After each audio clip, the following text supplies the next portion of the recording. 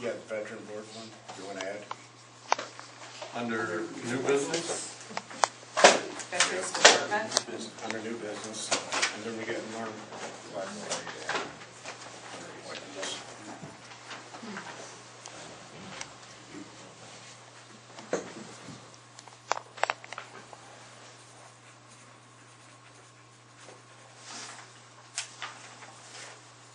I'll entertain a motion to approve the agenda with two additions.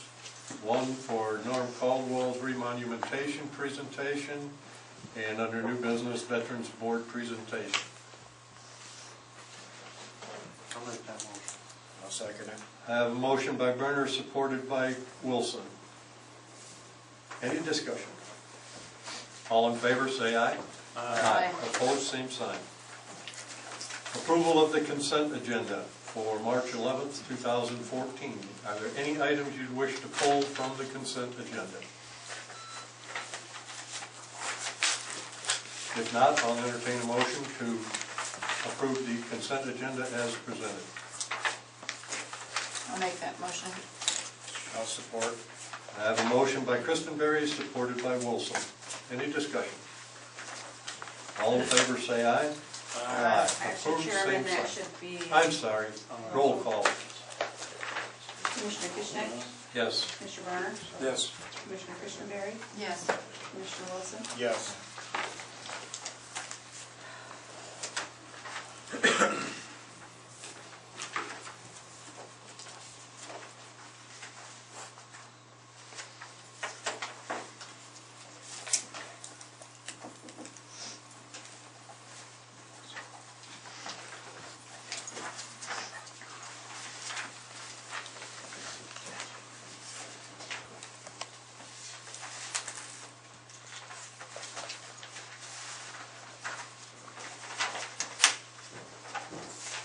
One tree down, 2 trees to go. Public matters and comments. Any public comment this morning? Seeing none, we'll move right into our order of business for today. And first on the agenda is Judy Olson from the library. I am representing Amy. She is taking care of an IT problem. We have a group coming in later to use the computers, and so we thought it'd be a good idea if they were running. So she's not here. Okay. I talked with Brenda a little bit. You receive a copy of our budget printout every month, so rather than delving into that, do you have any questions of things that you've seen that you'd like to ask? If not, then we'll move on. I do, regarding the renovations that are going on over there at the library. Do we have engineering? Are these the engineering drawings that were done on the renovation? They're at the library, the large scale. The large scale? Yeah, they're available for public view.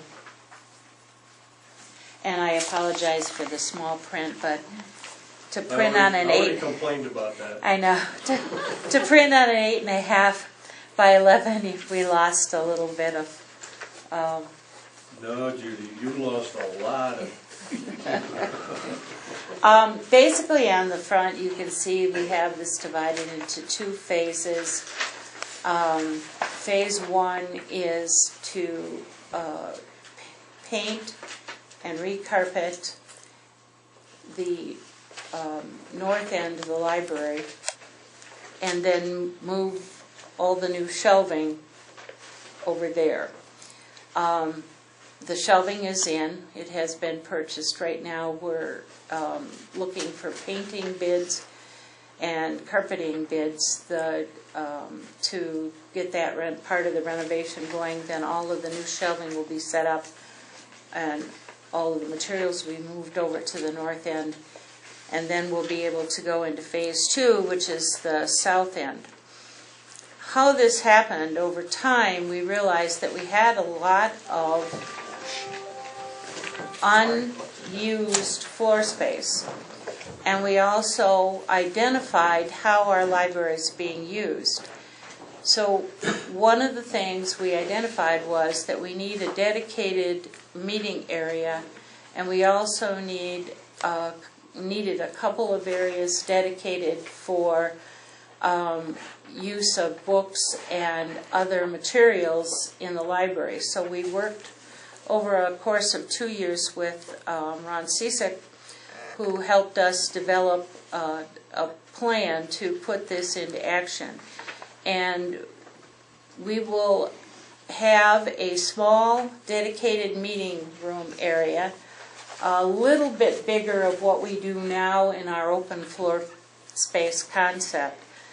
But it will be dedicated with walls that go floor to ceiling so that we can have meetings, which we have on a regular basis, separated from patron use that have for people that have come in to use library facilities. And so that was the basis for redefining our floor space. There will be 2 exterior doors added that will allow for an emergency exit in the children's area, which is now moving from the east side to the west side, and also for entrance to the meeting room area, which will allow us to lock up the library and have the meeting room area open for people to use in the evening, which we've identified as a community need. And so we felt that it would be good to have that available for small groups. We're also hoping that we'll be able to partner with Kirtland and have classes off campus at the library. We also have other groups that have shown an interest in using the library and presenting educational resources to the community, and so having that dedicated meeting room will allow us to present those programs. When we have children's programs where we'd like to isolate sound, we'll be able to do that, and the children will have a little bit larger space to work in. So that is the impetus for having this. Over the 4 years of the millage, it probably will equal about 17% of the budget. It will be less than $90,000 over the 4 years for the two phases.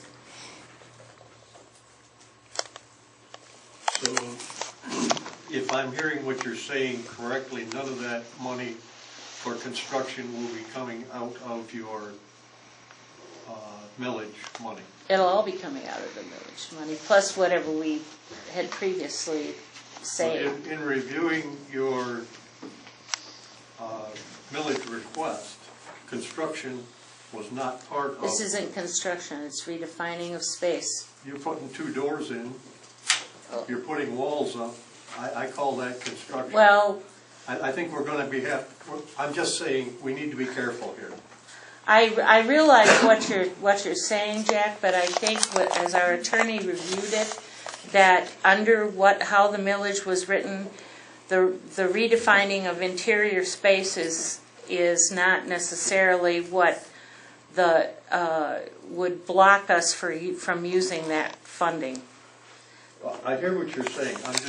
If you've got legal advice on this, then fine. But I just want to be really careful here. Yeah, I understand what you're saying. You know, your penal fine money, yeah, I have no problem with utilizing that. But when we start talking about construction costs, and I reviewed the millage language, construction was not part of it. And if I'm seeing 2 doors punched in a wall, I say that's construction. Or if I'm seeing walls go up, I'm seeing that as construction. I just don't want you to get into a problem with it, just so that you're aware of the situation. Well, then I think that we can redefine the penal fine money and our savings and make sure that that is the earmarked money, because that over 4 years will definitely cover the cost of it. So we'll make sure that we earmark that. It's all in the same pot, but we'll earmark it. Well, it's a matter of taking it out of this pocket instead of this pocket. Well, I understand what you're saying. We'll earmark it. And we'll talk to Jerry Brebrandt, who's our attorney, and see how we need to do that. I would appreciate that very much. Any other issues? I got a couple questions. Go ahead. You've hired a new cleaning lady, Correct. correct? Okay, I guess some of the issues or questions I guess I had, it was never put out in the paper as an ad to put out for people for cleaning. Apparently there's no contract, no liability insurance, and there needs to be, I guess, an online or a line, special line for cleaning. I guess it's through the wages or whatever billing or bill, Kendall, you gotta go through. And then it says up here, fund account, and it says consultant/professional SVC. I'm not aware, how is this all put together? I mean, is she a consultant? Is this under a special title, or is it just a cleaning lady? She just does our cleaning. Okay, but I mean, is she a contract? Does she have insurance? Does she supply her own stuff, or are you supplying it for her? She uses our materials. She's using that, but she's not supplying her own. No. Okay, and then I guess she's getting paid $15 an hour, where we have maintenance or cleaning lady here, Lori, is making $13.44. Well, we're not. I guess that's some issues I have. We were quoted a different cost by Joe Brio of $18 an hour because he had included on top of her hourly wage all of her benefits. We're not paying those benefits, so we're probably right in the same ballpark because we're not paying her benefits. But she has no contract. I was not involved with that aspect, so I'll be honest, I can't answer the question. You'll have to talk to Amy. Okay, and then there's no liability insurance to her. What if she is injured on the job? I mean, she's working there, something happens to her, who's gonna take care of it? I don't know. Okay, maybe that's something Amy needs to come to address to us on that, because we've got some questions. Anyhow. Or to the board. We will bring that up on and that. put it But on then there our was a board's special agenda. account, and I don't understand the special account, like it says, consultant/professional. I don't know how service. that was set up. She did that through the clerk's office. I don't know how they set that up. No, it wasn't set up through my office. That's how she brought the bill over in the line item that she asked to be paid out of. Right. I don't know how. Yeah. I don't She know should how have she set it up. requested a maintenance line or a cleaning line from Bill to set it up. Oh. You might mention that to We'll Amy. take care of that at a board meeting. Right, she does need to set that up with Bill so we can get the proper Yeah. accounting procedures here. Then I guess another question is, apparently all the bookcases we had here, or that was built here by our county, was given to the library. What's going to be done with them? Are they going to be utilized, or are we going to take them back, or what? Come to our board meeting, we'll discuss it. Mark can bring that up to the board meeting when he comes. Well, it says in the Herald that you're going to be auctioning those off or selling them. Well, I don't know. I didn't read the Herald. I don't know what the Herald says. We are going to have an auction for some of the other things that have been donated. Whether those bookcases were whether they were considered part of that auction, I don't think so. I mean, if this is our bookcase that was built here was given to the county library, should they not be given back or not sold? Please have Mark come and discuss this with our board. Okay, also I have a question about your 40-person conference room. Are you going to be renting that out to the public, or? We haven't addressed that yet. Oh. It will be available for public meetings. Just like your commissioner's room over here with MSU was available for public meetings. We haven't discussed rent at all. Okay. Will one of your employees have to be there whenever you? No, that's why we have system of locking doors. Well, Well, I would question that then, because then they would have no access to a public restroom. Yes, they will, Oh, they will. the way we have it set up. There's a locked door right between, at the end of the women's restroom and the north end of the library. There's a locked door there, right by the end of the workroom.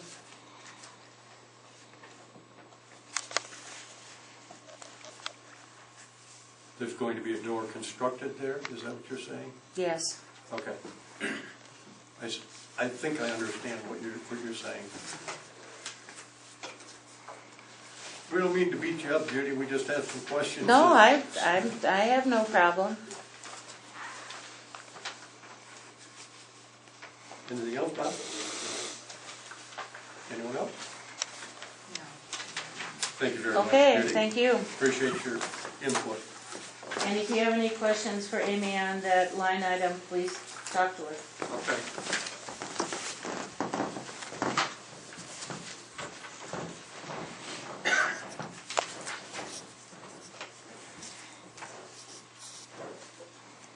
Jennifer Hubel. or Hebel? Hubel. Hubel. Morning. I said it wrong probably every time I've said it, so. Everybody does. Understood. It's not as- Well, I'm part of everybody anyhow, that's a good thing. How are you this morning? Very well, thank you. And yourself? Thank you for the opportunity. Interested? What I've compiled for you is some information on our numbers, including our caseload, revenue, how we have divvied up the numbers for bill back for this year. You like one too? When last year, I know that we met with Mr. Grantner and the chairman regarding the way the courts kind of run and the way that because you're obviously one of 4 counties and how that affects Oscoda County with the billings and the cases and such. It's been a little bit of an interesting year, and I'll just kind of go through, and it won't take me very long just to explain a little bit what each page entails for you. But the first page is a letter I send each year to the county so that you understand when you get your portion of the bills, what it's based on. And this is the 4 county percentages. Judge's benefits are a little different than the regular expenses because he does not sit an equal amount in each county. So you shouldn't have to pay 100% or as much as Iosco County pays for Judge Enner because he shares that caseload with Judge Root. He does 25% of the caseload here, so that's why those billings are done separately than the other expenses that are full-blown expenses. Do you understand what I mean by that? Page 2 kind of gives you a breakdown of what those 3 are, and I want to apologize, I didn't realize it till this morning when I was looking through, but I do have a typo. Under Aranac, it says 1,555 for 2013, and that should be 5,483. And under Oscoda County, or 5,482, and under Oscoda County. Where over here? Under Aranac for 2013. Right. I gave Aranac your caseload, and I should have given them their own, which was 5,482. And Oscoda County, instead of 5,482, should be 1,555. So these were the numbers that I used to compile those percentages, as you can see, for the 3-year average. So I go through the caseload each year and prepare this, and we come up with the average for the 3 counties. It's not the actual caseload, but it's an average of the 3 years. So that's because caseloads can have huge dramatic increases and decreases year to year. And so when the 4 counties first consolidated, we decided to do it as a 3-year average to make it a little bit more consistent. And it has appeared to do so. And again, the bottom also shows the numbers of Judge Enner's cases for the specific cases. For example, under Alcona County, it shows that he has 5% because of their cases, of their 1577 cases, he did 394 of them. If you jump over to Iosco, he does 100% of the cases in Iosco, so 4770 is the same at 4770, which is how those numbers are compiled. Page 3 is a little frustrating for me, as you, because it's all the money that I give you each month and each year. And as you can see, it's gone down. And I was really surprised that it had gone down because our caseload has gone up, which sends... That's why we were surprised. Yes, and so I've had to do a little extra homework. And part of that homework is page 4, and it's our district court felony report. One of the things that has happened at the state level is the State Court Administrative Office has set, and Jerry's familiar with this too because we are required to do a lot of these reports to the state on the judge's timeliness in the resolution of cases. And they're going to start publishing those disposition numbers on the dashboard for the Supreme Court. Judge Enner and some of the prosecutors in the different counties have philosophies on how cases ought to be adjudicated that don't always comply with what the state court administrative office says that it should be within time. For example, if there is a crime lab report that's delayed, and we feel that it would be the best interest of judgment to have that crime report before a plea is offered, or whether or not it's going to go to trial, Judge Jenner is willing to give a lengthy adjournment on that so we can get that report. The state court administrative office doesn't always agree with that and still believes that we should be complying within these state guidelines. And now they're going to say, you're not complying with those state guidelines, and put them online. So he has really reined in on that. In addition, we have a new prosecutor, and it's kind of hard to tell what has changed. Is it Judge Jenner's philosophy has changed, or we have a new prosecutor? So it's kind of hard to tell why, because if you look under Oscoda County on that page, under the 81st District Court Felony Report, our numbers aren't drastically higher as far as felonies go, but the number of cases bound over to circuit court is considerably higher, which means I'm not collecting the revenue in district court. It's being collected in circuit court. You're still getting it, just not from me this time. You're getting it from circuit court. And so that basically what that shows is that they're either going to trial in circuit court, or they're going to be pled and adjudicated and such and sentenced in circuit court.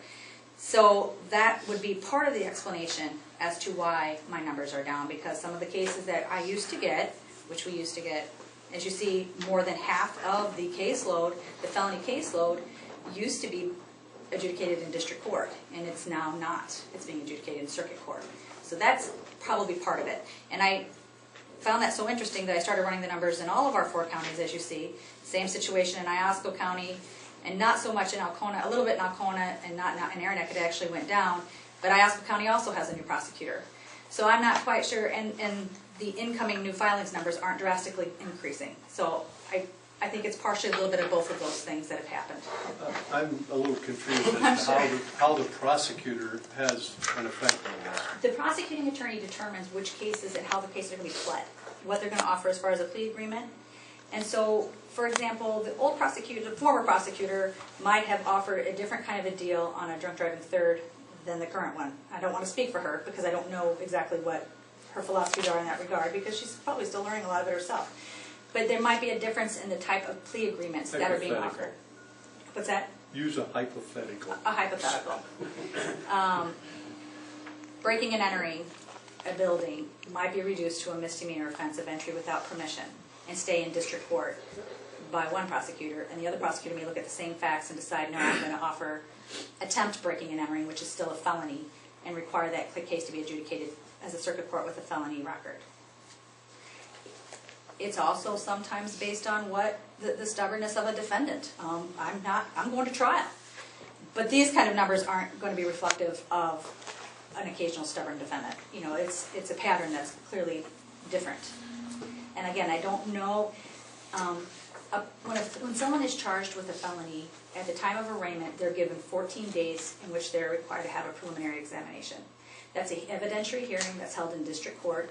It's a hearing in which the prosecuting attorney must prove probable cause that a crime was committed and that that defendant committed that crime. And if that and that has to happen within those 14 days. Now that's really hard burden to meet, because sometimes they get pulled over for having a headlight out, and the police officer, sheriff can say this, and they find all kinds of drugs and paraphernalia in the car, and we have to pull this together quite quickly. And it may not make it to a crime lab to verify what those analogs may have been, or that brown bag or green bag of substance might be, and we may not get that back timely. So that may cause some delay in that case. Now the state court has given us a bit of a buffer. They've allowed a 28-day buffer over that 14 days for our timeliness report, but the crime lab report is, I want to say, backed up about 1.5 years. So would you say that's about right? At least 9 months at the best case scenario, depending on what you're looking for. So that Judge Jenner has reined in on, and they are being a little stricter now on what they're requiring, or actually less strict on what they're requiring at a probable cause hearing, so the case can be bound over to circuit court. I think some of that, just to interject, is we can do field testing now, and I believe that for preliminary examinations that's being accepted. So that helps to be able to get some of the timeliness into it, but obviously for trial purposes, you're wanting the actual evidence, and that's the part that's delaying a lot. Where in So the the past, field tests are not They are for being preliminary accepted. examinations. For trial, I mean. Right. Well, a normal attorney is probably not going to want to accept that field testing. They're going to want some type of Okay. analysis from a certified operator. So that's one issue I find that's probably affecting what our revenue is the difference in the amount of cases that are being resolved in circuit court versus district court. The second one is there's been a lot more this year, no insurance tickets. When somebody has been charged with the offense of having no insurance, it's a 1-year misdemeanor. It probably shouldn't be a 1-year misdemeanor, but it is a 1-year misdemeanor, which means it has to go through all the same hoops as a possession of marijuana, domestic violence, and all of this. If they bring to court proof that they had insurance or they've gotten insurance, I believe it's the prosecutor's philosophy to reduce that to the civil infraction, no proof of insurance, which the difference being whether or not they actually had insurance on the vehicle or they just couldn't find it when they were rumbling through their glove compartment and show it to the officer at the time. That is a difference of about $200 to $300 in revenue to the county, and we've had 45 of those last year, which would make up about almost $10,000. So that might be a little bit of a difference too. So I'm going to get with the prosecutor to kind of talk about the civil infraction part of it, because that's her right to do that and her decision to do that on how she feels about those cases. But I just want to let her know, because I know it's occurred to her. She's noticed that the revenue has changed a little bit, and I just want to let her know. I sent her a copy of this report on the felonies. She found that very interesting and useful to her. So I'm going to talk to her a little bit about the civil infraction report as well too. Karen, you look like you might have a question, do you? Or does that make sense to you at all? Not making any sense?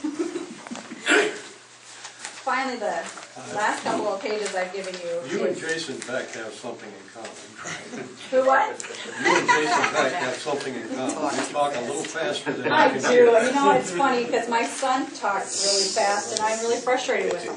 So you think I could hear as fast as I speak, but I know where he gets it. yes, I do. I can't blame anybody when I'm yelling at him, but yeah. 5 minutes. But I'm not taking a lot of your time. No, So I here you do. go. It does. The last I three. think I understand some of it. The last 3 pages I've given you are what we report to the state for our caseload. And they're, in the right top corner is the year, so you can see which year is reflected. And just so you understand what those differences are, is non-traffic, traffic, and civil. Under the non-traffic includes the numbers. And what we use to determine our numbers is where it says new filings. So the second category is new filings, and that's what we use for all of our caseload preparation. So if you look under non-traffic, the first column is felony, new filings, it says 121. So that's what I look at with new filings for felonies. And then I take it all the way across where it says 1,555, that's the new filings for all of our caseload, and that's what we use for that bill back. And that's where this came from here? Yes. Mm-hmm. And that's, I'm looking at 2013, for that particular report. But I gave you 12 and 11 just for fun because we use that as part of the average in case you're curious. And it has some interesting information, like it shows you we had 121 new filings in 2013 for felonies, 200 for misdemeanors, 19 for civil infractions. For misdemeanor and civil, 800, misdemeanor traffic is like a driving while license suspended, not having current registration, things like that. Things that people don't typically go to jail for, and they're misdemeanors, but they can come to the window and still pay it. 880 of those, 24 drunk driving charges, 215 general civil filings, 52 small claims cases, and 43 landlord-tenant type cases, and 1 parking violation. So that comes out how we came up, and those were the new filings.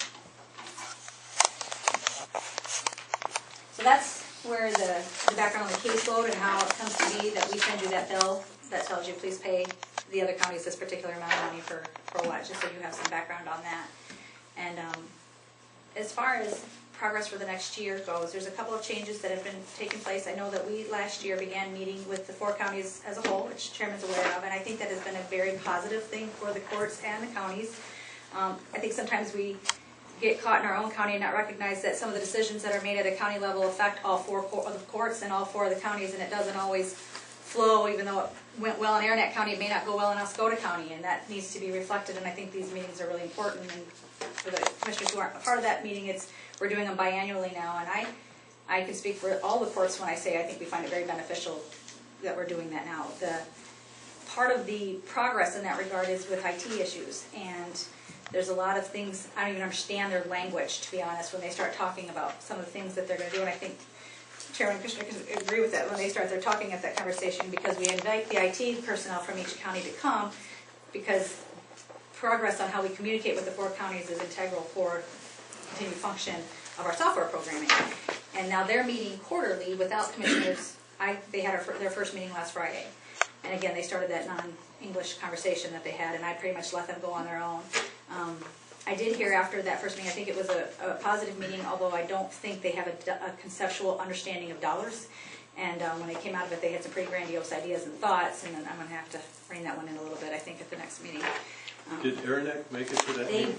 did, and I had a lot of nice conversations with the person there. They brought an engineer, and they brought the person who works with their board, you know, their manager of that company who works with them. Very nice people, and I think it was good for them to get a chance to meet with the other counties because they hadn't done it yet. So that was nice, and Dan was there, which was good. They're having a couple of conversations regarding communication between the courts, whether they're going to go to fiber, which you were aware that they're having that discussion. And what they're going to do is meet again, and they're right now meeting in all the 4 locations so that everyone can see what the setup is for all the counties when they're having their conversations, so they can start to understand the feasibility of what we're talking about when we're making different changes. And they met in Oscoda County just to start, because that's which the county houses our AS400, which is obviously the computer that runs all the court software programs. And next they're meeting in Aranek County in June. So that's, we feel good progress as far as communication with the counties. And then the next meeting that's going to entail representatives from the 4 county boards is scheduled for next August. We just met in January, and we'll be meeting again in August. One other means of progress that we are looking at in the courts is collections, and I know you like that, and I do too, especially when I see that revenue is down, and we're trying to come up with some more innovative means of doing that.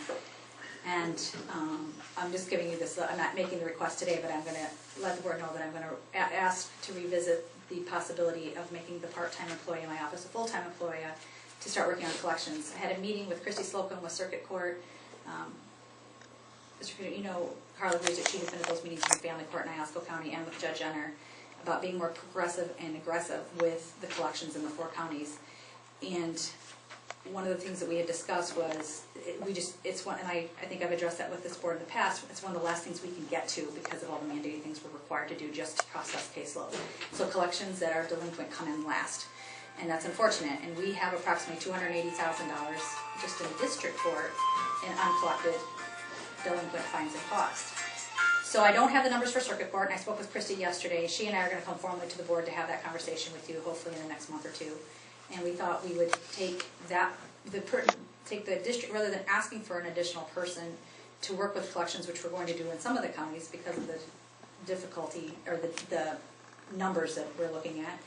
We thought we could, if the board would be responsive to this, is that we would perhaps take my part-time person, make them a full-time person, share that part with Circuit Court, and be a collections person for both district and Circuit Court. And once we have the numbers on what's outstanding with Circuit Court, because I don't have those numbers, I'm not privy to the Circuit Court outstanding collections, but I do have the district court, and like I said, our delinquent fines and costs are in the $280,000 number. And what the state court has a whole department set for collections and how they like to see the courts work with collections, and one of the things they would like to see us do is be a little bit more proactive. At the time of sentencing, rather than saying you're to pay or stay today, you're either going to give me $500 or you're going to go to jail for a day, for every, and spend a day for every $20 you're short. Have them sit down with this employee and discuss wage assignments and different means, and at what point we're going to start garnishing. And I believe that the Circuit Court you might know, are they garnishing from prison accounts? Yes. So, doing a little bit more aggressiveness with those sort of things so we can get some more money from them. And being proactive from the start, and we just don't have the manpower to do that at this point. So that's what we're looking at. So I'm just kind of giving you a heads up on that. I'm coming back. Sorry. Well, your second one today, so. So unless you have any other questions, I believe that's what I have for you. I do not have any questions. No one else? See, the key is if I talk really fast, you don't even really know what I said. I think that's. We heard all the last part. We definitely heard the one part. You heard that I'm coming back and asking for more. Thank you very much, Jennifer. I do appreciate your coming in, I and appreciate I the find invitation. this information very informative. Thank and you. I appreciate it. Thank you. Jennifer, get an extra packet. Yeah.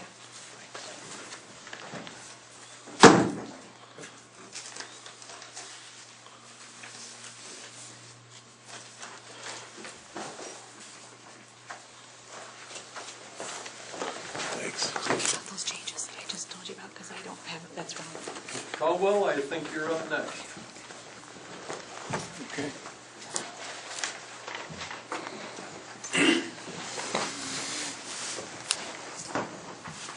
I can't talk nearly as fast as she does. It's comprehend it.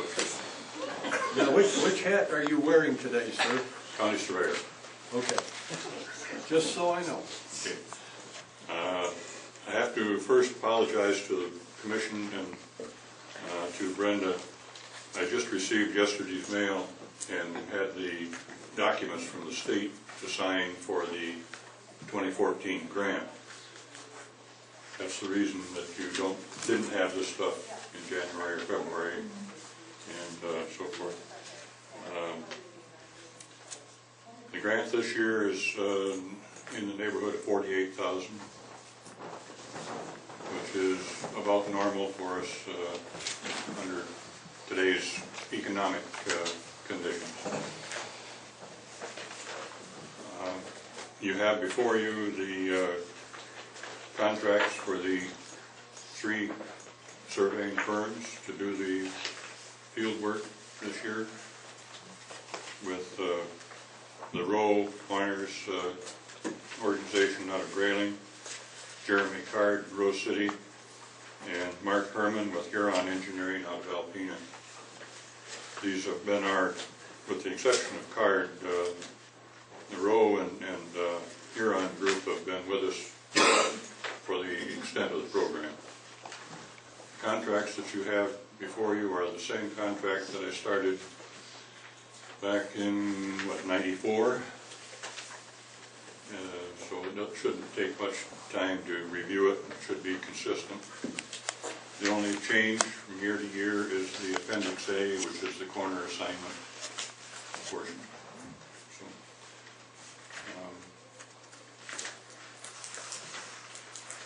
guess that's my presentation. The rest of it, unless you have questions, is up to you.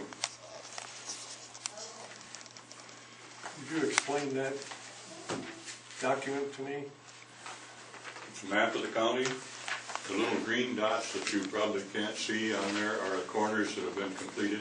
They look black and white to me. Okay. Basically, we have the entire northern half of the county completed. And I think most people realize that the south half is primarily United national States forest, Forest which we are gradually creeping into it. We've got one contractor that's going to be both contractors will be working up in club country this year. They should complete it. That will complete the north half. What is club country? 28-4. That's where the hunt clubs are. And there's very little land transactions up there, very little demand for it, but it is private property. And the corners that we recover and monument are the controlling factors for their property as much as anybody else. Thank you. We're talking probably basically the northeast section of Oscoda County.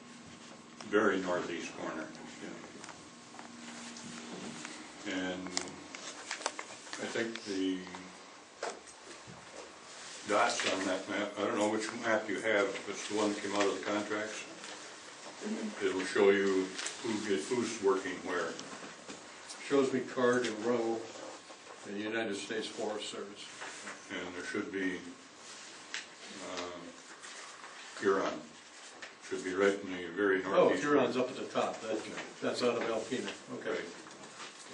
That's the old Wilcox organization that went bankrupt. Right. And the staff bought the equipment and records and so forth for their office and established a new firm. Very, very competent, very well-experienced firm. Jeremy Card is new for the contracts this year. He was with John May out of West Branch for a while, and since he's a native of Rose City, grandson or great-grandson of Bernard Card. Okay.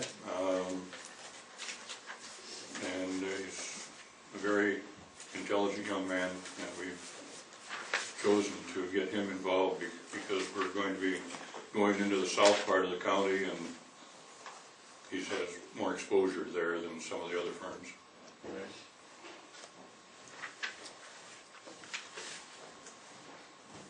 The one motion that I'm asking for today is due to a rules change by the state that says, as the county surveyor, I can no longer appoint the peer group that sits on judgment over the contractor's work. I'm still obligated to sign all the documents, but I have to have this peer group appointed by the commissioners now instead of doing it myself. So that's why you have two motions this year instead of just the one.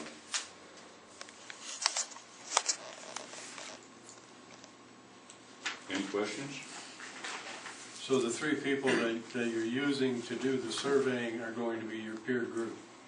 Is that what I'm seeing here? Plus one other. Larry Beauregard? Yes, he's a retired surveyor out of Lewiston, but he doesn't do any work in this county anymore. And Lisa Martin? Lisa Martin is a young lady that works for the Forest Service out of Cadillac, but she presents the Forest Service corners each year, so she's entitled to a seat on the commission. So this is a 5-member board? Right. Okay. Which means we don't have ties. You mean you can't influence these people? Oh, you better believe I can. But I don't get a vote unless there is a tie, so I'm real happy to have 5 members. Yes, definitely.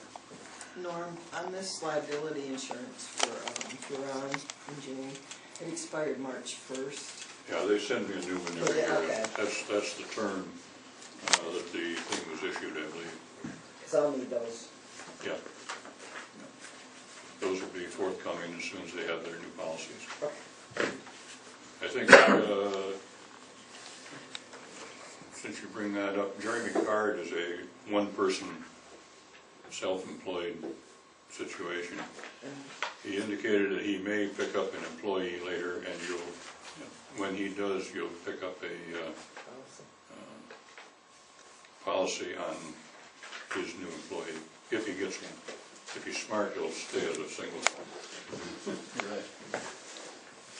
And I believe you're right, that would be a great-grandson of Bernard Card. I believe so. I was just going through the steps since I've known Bernard Card, and you'd have to be a great-grandson. He's a former U.S. Marine service, came back, went to Paris and got a surveying degree and went into business, licensed. Okay, anything else? Any other questions? I'll entertain a motion, the two motions for Norm. I'll make the motion to approve the 2014 remonumentation contracts for Rowe-Myers, Card Surveying, and Huron Engineering and Surveying Incorporated for remonumentation in Oscoda County, as they were presented, and authorize the Board of Commissioner Chairman Jack Kishnick to sign. Support. Motion by Christenberry, supported by Wilson. Any discussion? All in favor, say aye. Aye. Opposed, same sign. Motion passed.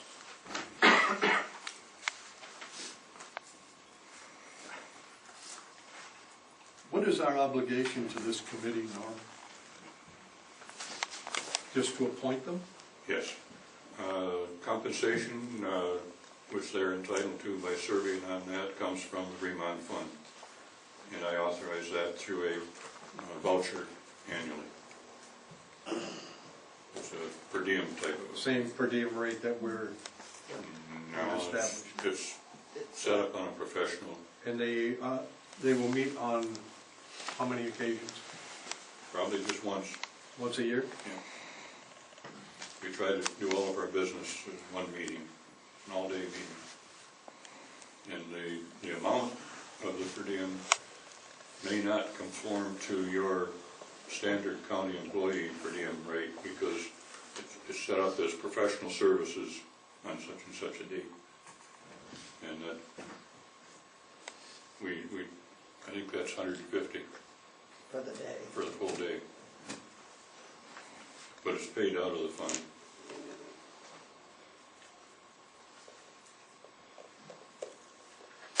We will have to address that at a later date then, if it's different than what we normally would pay? Or would we just approve the stated amount? This is the first time we've actually had to appoint members, correct? Yeah, in the past, for the past 21 years, I've done the appointment. But this year, change the rules At the state level? at the state level. Yeah, we'll have to think about that. Okay, It's not set up, it's not classified as per diem, although we use the per diem form. It's set up as professional services.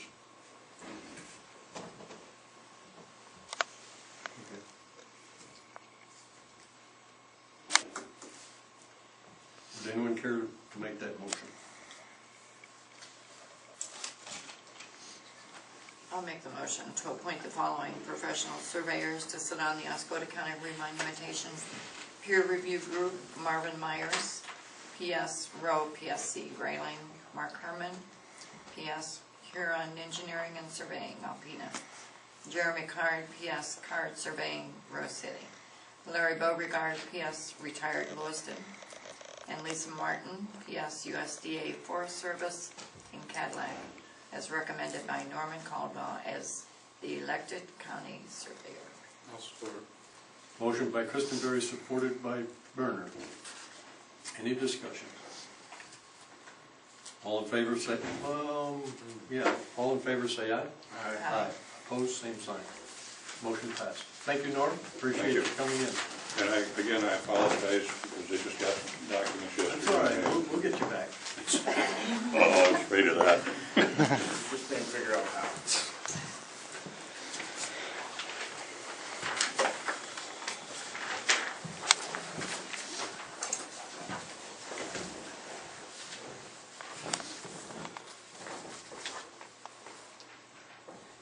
New business, Veterans Board presentation. What do we got? What do we have? I'm sorry. We are having to appoint, we want to hire a person for 2 days a week for 7 hours to start training to take over, because what we're hearing that we're not going to be getting Liz Cunningham because their load is picking up in Roscommon. They're going to start needing her 5 days a week, so we need to train somebody for our office and to get them trained quick because they get certification here in Michigan this year for the 2-week certification, which is a lot cheaper than they paid 2 years ago to send Liz to Reno, which was over $5,000. So we need to get somebody, get them trained to take her place. We were kind of contracting her, which I didn't know, but then they thought that she was for training to train somebody for us. There's another county that also wants to get her to train for them too. So me and Bob got together with Liz and we decided we got to put somebody on and start training to start for this position. So we're going to put 3 motions in today. Anything you want to add, Bob? Anything you'd like to add? We're ready for the motions. Yeah, because then we can have discussion at the end of the motion.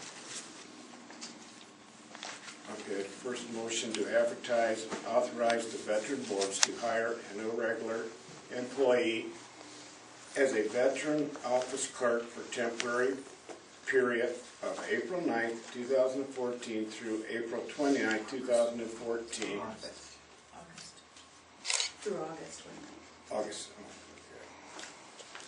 Oh, okay. August, 14 hours per week, 9 hours per hour. Employee status to be reviewed at the end of August 26th, BOC meeting.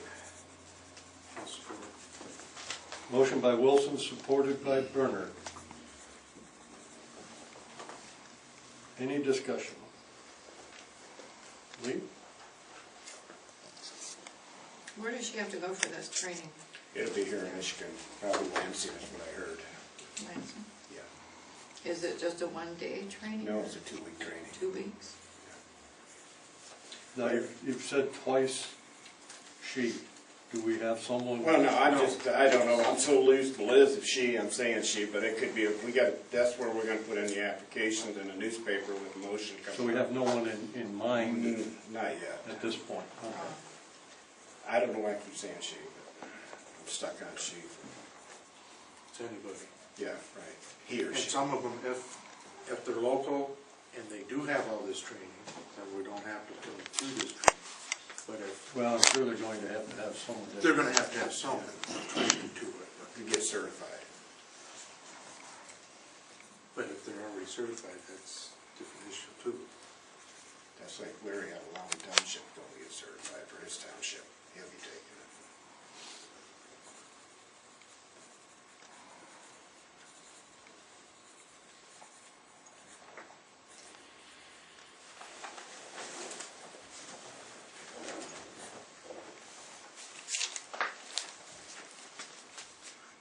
Are you gonna send her for training immediately? No, she's gonna start training with Liz and Tom. She'll be here Wednesdays with Tom and, or he, or she, I mean, the person will be here Wednesday with Tom and Friday with Liz for training. Just to get the knowledge of what's going on, or if they already have the knowledge to a point, to go through the training, and then eventually send her down to where they can get this accreditation.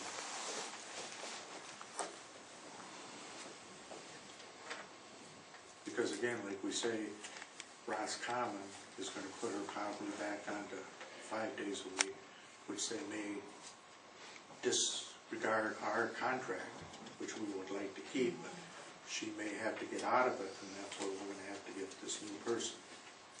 Which was their intention by letting us use her for this amount of time to get somebody trained.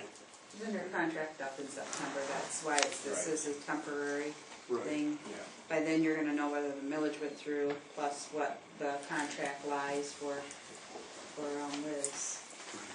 Okay, well, I personally don't want to see our Veterans Office closed. I think we're getting a lot of service to our veterans. And under the circumstances, if there's a chance that we're going to lose Liz, then I do feel strongly that we need to get somebody in there Yes. that can be trained to take over in case the contract is not renewed by Oscoda County. So I'll call for a vote. All in favor, say aye. Aye. Opposed, same sign. Motion passed. Next motion? I'll make a motion to authorize the treasurer's office to create a new travel and training expense line for the Department of Veterans Affairs 682. I'll second. Motion by Berner, supported by Wilson. Any discussion? All in favor, say aye. Aye. Opposed, same sign. Third motion. Motion to authorize millage at the county rate for Tom Shepherd, our Veterans Trust Whoa, Board. whoa, whoa, whoa, whoa. What? Village. Motion to authorize You're better than me. We don't want village. mileage, We sorry. don't want to talk about village I right thought it now. was mileage.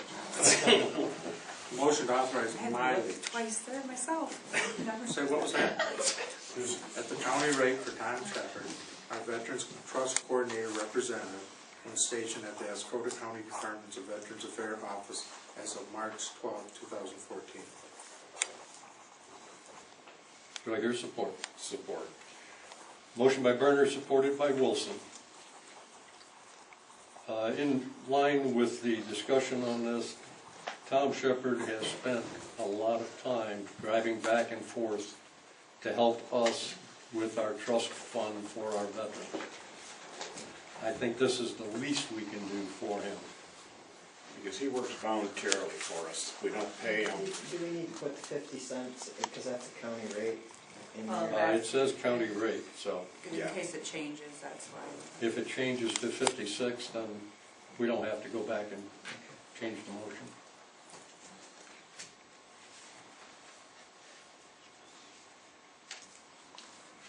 All in favor, say aye. Aye. Opposed, same sign. Motion passed.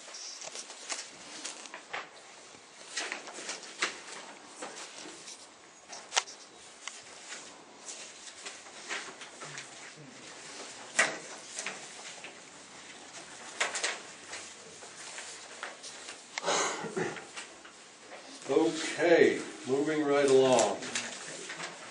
Correspondence reports and/or resolutions. I'm going to put under correspondence here to notify everyone that the next meeting of the Board of Commissioners will not be on Tuesday. It will be on Thursday, March 27th, 2014 at 10 a.m. The reason for that change is 3 of your commissioners will be at the MAC conference in Lansing on the 25th.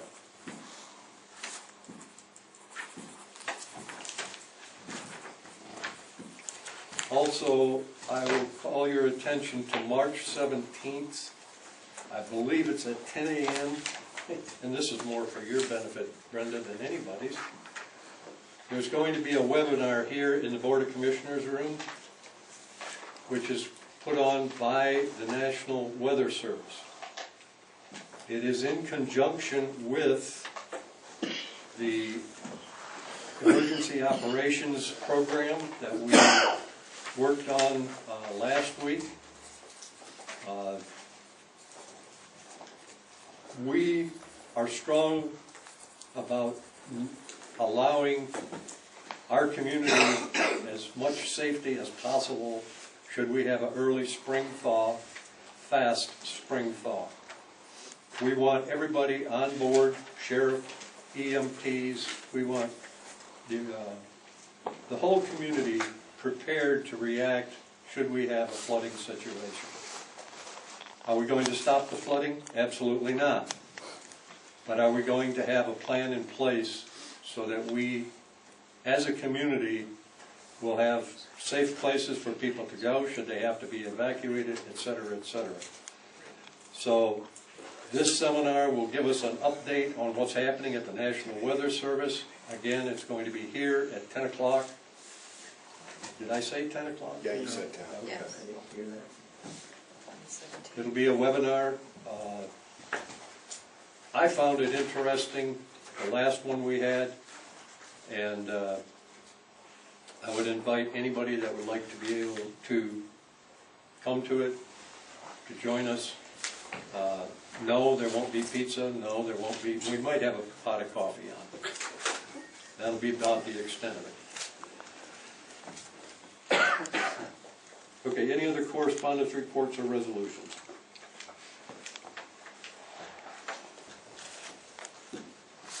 What does this say? February 2014 Special and General Fund Budget Summary Report. That's your report you requested. You've all read that, so that was something I put together, or asked Brenda, I'm sorry, I won't take credit for it. I asked Brenda to put that together.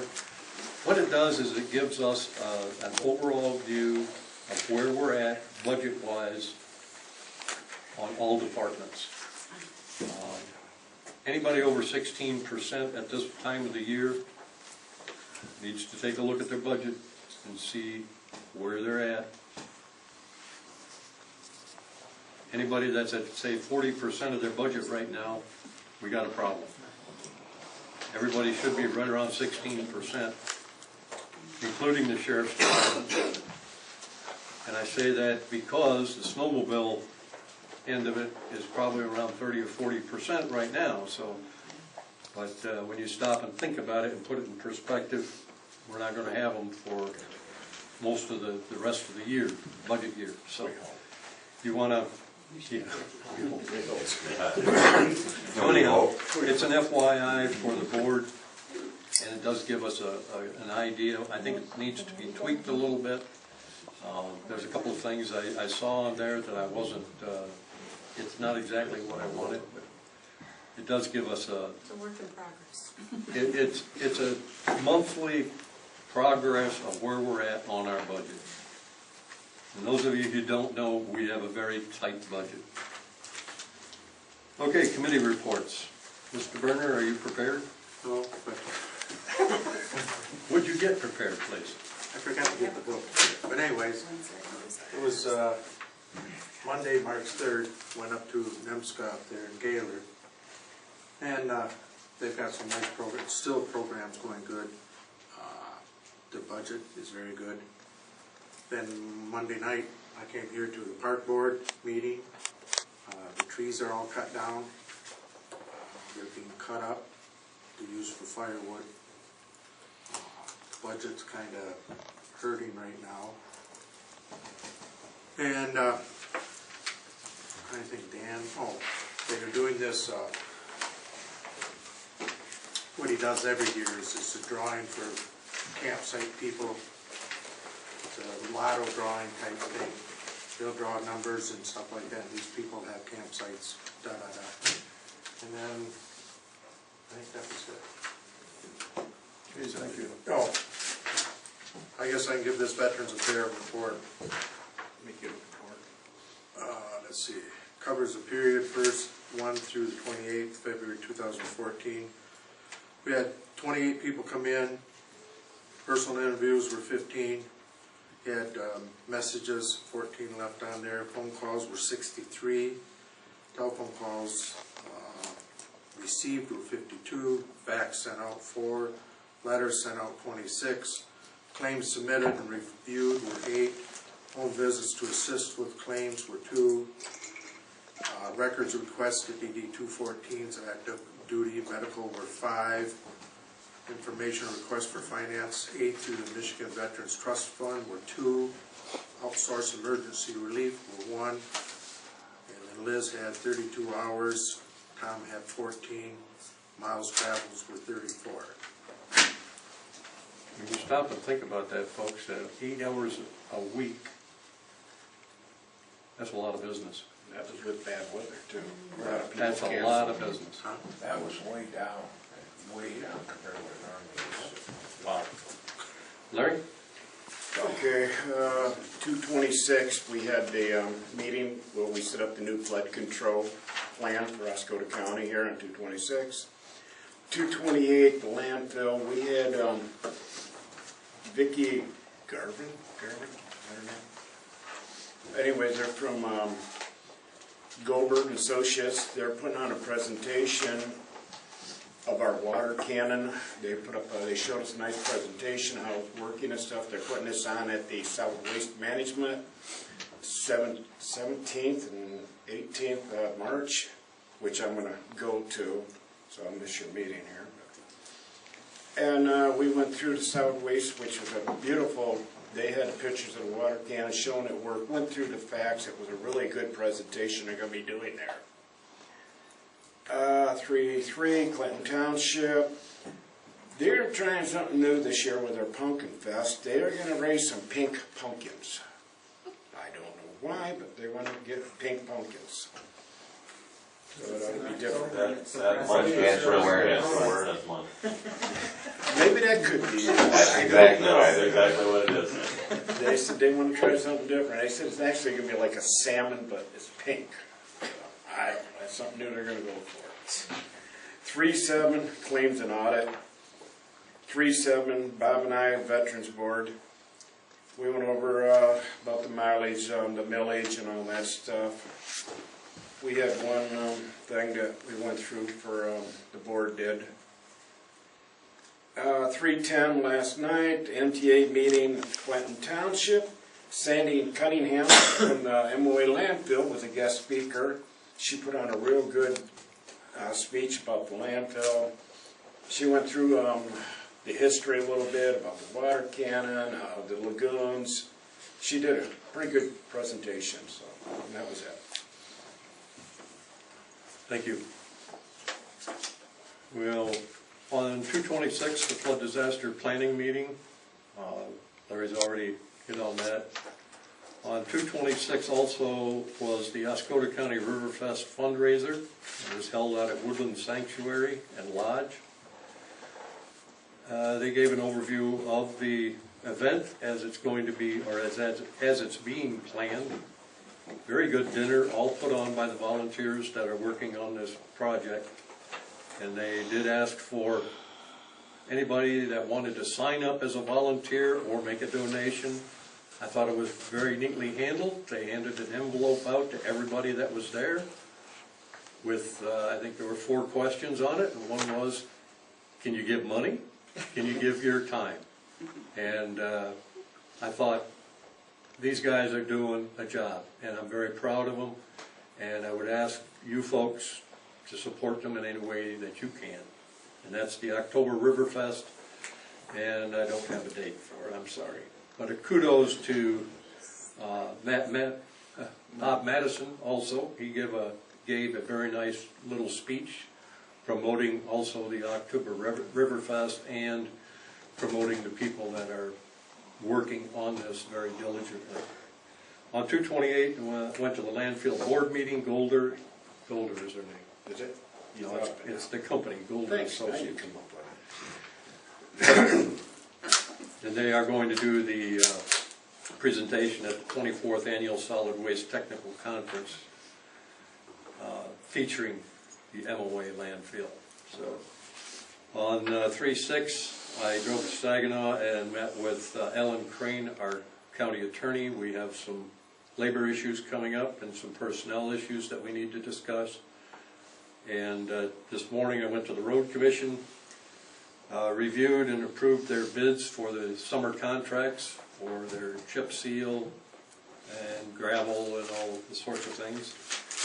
And also there was a lengthy discussion about 2 events that are coming up later this year that I think the road commission is going to have some difficulty filling, and that's 2 positions. Johnny Johnson and Ron Bruner both are going to retire at the end of this year.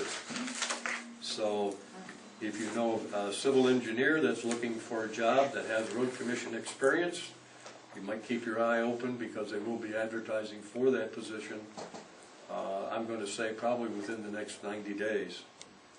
Johnny Johnson, pretty quiet guy, but my goodness, that man does a lot of things for the road commission and has done a lot of things for the road commission over the past 40 years. So those are going to be 2 very critical positions that need to be filled at the Oscoda County Road Commission. And that's it for me. Lee? On March the 7th, I had the claims and audits. And on Sunday, I did go to the Taste of Oscoda County. They had a really good turnout. A lot of the birdhouses, you were there, weren't you, Jason? Yeah. Very nice. A lot of people in attendance, and the food was good. And that's all I have right now. Mr. Grantner? He's off before I. Shoot fish, and a fly. Fisher.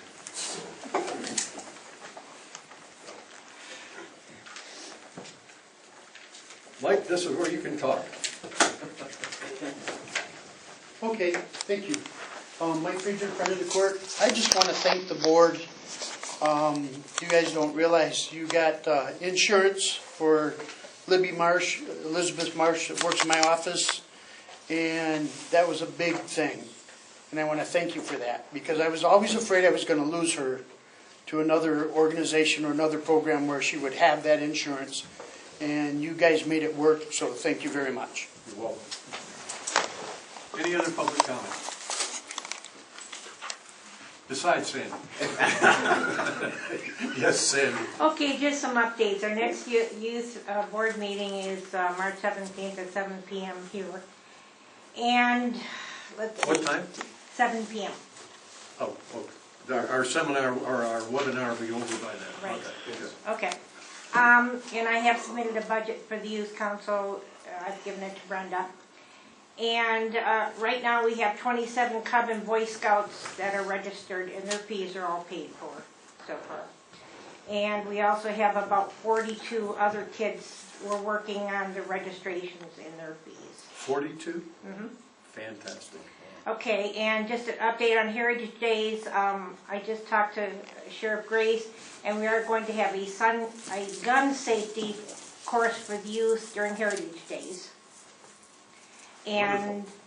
Pardon? And I've checked with Wonderful. the insurance company, Yeah. make sure it's covered, as long as we have staff on, and we're gonna use Right. BB guns and stuff like that. And Richard Monk also is coming on board, is going to set up a beekeeping demonstration. Thank you, Rick. That's it. Thank you very much, Sandy. Sounds like things are progressing very, very well. Any other public comment? Riverfest is the 23rd of August. And I wanted, I wasn't around at the beginning of Expo and that sort of thing, but this group of people that are doing this Riverfest remind me a lot of the group that I think would have started Expo. It's a young group. They're very, very vibrant, very into this. Very Exuberant. passionate. Yes. I hope that we can get behind them and see if we can't get some of that old Expo spirit back into the town. I would ask you to rephrase your statement and say, not hope. Let's just say, let's get behind these young folk and work with them and give them every opportunity to be successful. They are selling AJ. t-shirts. We have Reuben sandwiches this Saturday at the American Legion. That's right. They're good. Corned beef or turkey? I think it's Reuben. Corned beef. Corned beef, Reuben sandwiches. I like sauerkraut. Corned beef gives me heartburn, what can I say? Sheriff Grace. Real quick, my report that I gave, I reported that our radio was getting close. It is now installed. Last week, they pulled the old console out and put the new console in. Nick Jay's doing a little piece for the paper for this week there, and working fabulous. My dispatchers are gloating over the fact that all the buttons work and everything is up to par with it, and the foot pedals, everything. And I've also talked to about half of the chiefs so far, and I think the quality of the reception going out to the other agencies is better also. Like I think that the wiring issues, different relays from downstairs to upstairs have all been replaced. So again, it's just the quality that is brought it, I think, is definitely very good. So it's installed, and a couple little tweaks here and there. We got a couple of radios that were kind of backlogged, and they're coming, but the company that we went through was very good. They made the transition very smoothly. We were able to have a backup system in case there was any pages or anything like that for EMS or fire, and so it went very seamlessly, and we're very happy with that. So stop over and see it. It's just a small little computer screen, and compared to this big monstrosity that we had sitting on the desk before this. So, ORV safety, we've got, Bob, you need to stop over and look at this and go, wow, why didn't we do that a few years ago? Darn near. We get tours. We've got an ORV safety course on April 26th. We've got a sign-up sheet at the sheriff's office. Again, it's open to young adults or anybody that needs it, and there's a sign-up sheet at the sheriff's office. It runs from 8:30 to 4:30, I believe, and it'll be over at the community center again. So. And last thing is on that same day, April 26th, so that the adults can drop their kids off for ORV safety course and come on over and dump any unused pill form medications in our drop box there for Take Back Drug Day. That'll run from 8 to 5 that day. And again, you can do it 24/7, but that'll be the day we'll sign up for, and the DEA will make arrangements to pick up and dispose of the whatever collected medications that we have. So that's it. I made it fairly quick. Yes, you did. I have one question. Yes. And I will say I forgot, but the snowmobile safety class that we had a couple of weeks ago. We had 9 students, I believe, that had gone through that. Because I didn't remember. You may have reported it, but I did not remember. It was coming up, I think, after that meeting, and no, I don't think I did. So I've got it on my one to go to Greenwood, because I was thinking I did it prior to this. But 7 o'clock tonight. Yep, exactly. I've got that down. So we had 9 students that attended that. So again, everybody passed, and we got 9 more students trained on snowmobile safety. So okay. Thank you very much. Any other public comment? You're gonna do a four-wheel one for four-wheelers now? Safety It's cars? ORV safety, right. We do one every year. We have been doing it in conjunction with the fires. That was April what? April 26th. The day before my birthday, so don't forget. Is that, I got it down. got that on the calendar, yeah. What is that?